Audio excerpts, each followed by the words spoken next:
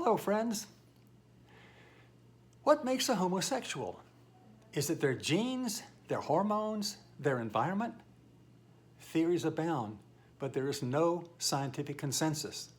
The most prominent social scientist ever to investigate reincarnation, Dr. Ian Stevenson, finds hints of the answer in a special kind of reincarnation.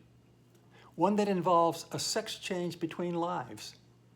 A sex change between lives. Let's look into this.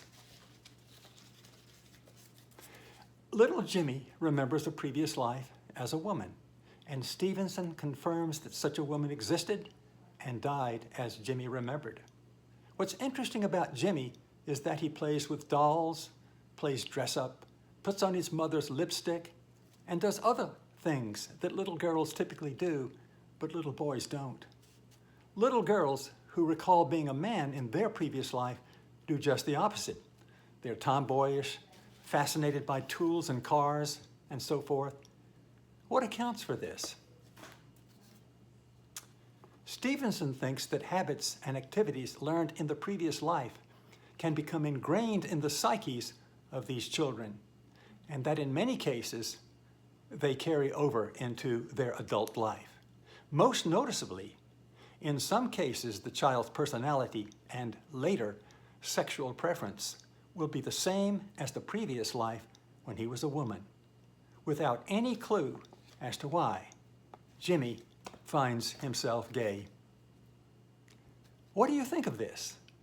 Do you think it a better explanation than the size or shape of the brain, or an overprotective mother and a distant father, or that God created them gay? It's as simple as that. I should add that Hindus find Stevenson's theory plausible. Let me add that I do too. I've run it by several of my gay friends, incidentally, and they don't know what to think. Lucky for them, they strike me as some of the happiest men I know, but they've gone through hell to get to the good place where they find themselves now. One last question. Is changing sexes from one life to another a good thing to do? Wouldn't a healthily curious person want to undertake such an adventure? Or would it be better to stick to the same sex and, so to speak, perfect it?